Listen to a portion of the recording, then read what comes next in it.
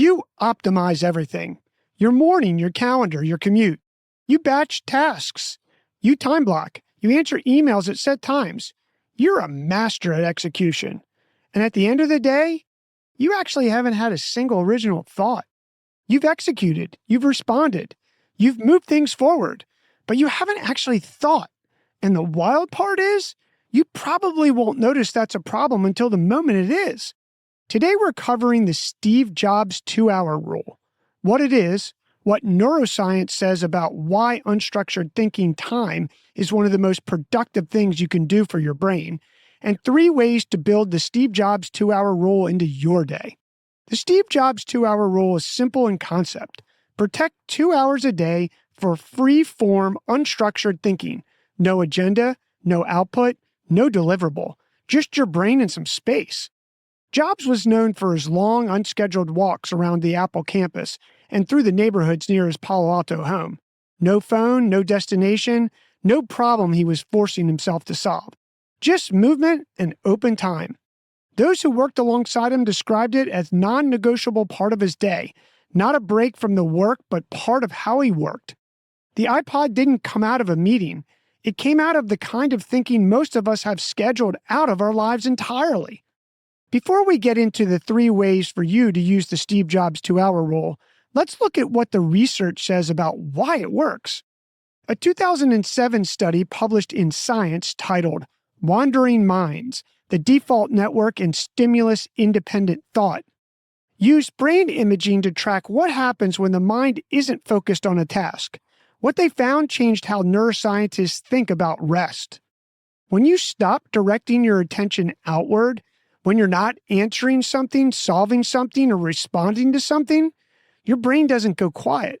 It activates a network of regions called the default mode network, and that network is where creative insight, novel connections, and complex problem-solving actually lives. Think about the last time you had a genuinely good idea.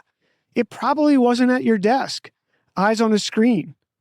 It was in the shower, or on a run, or somewhere between falling asleep and actually being asleep. That's not a coincidence. That's your default mode network doing exactly what it does when you finally get out of its way. The problem is that every notification, every Slack message, every quick check of your phone shuts that network down. You're not resting. You're just consuming at a lower volume. And your brain never gets to do its best work. That's what the 2-hour rule fixes. Now here's 3 ways to give the Steve Jobs 2-hour rule a real shot. 1. Pick an activity that occupies your body and frees your mind. Walking is a classic, and for good reason. So is swimming, cycling, lifting, running, painting. Anything that gives your hands or legs something rhythmic to do while your brain goes anywhere it wants to. The key is that it can't be passive consumption. A walk with a podcast is not the 2-hour rule. A walk without one is. 2. Start smaller than 2 hours. 30 minutes is a real place to begin. Put it on your calendar, treat it as non-negotiable, and do it without your phone. Don't measure it by what you come up with. You're not going for output. You're training your brain to access a state it's been largely locked out of.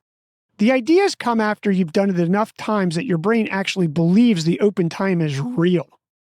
And 3, keep something nearby to capture what surfaces, but only after.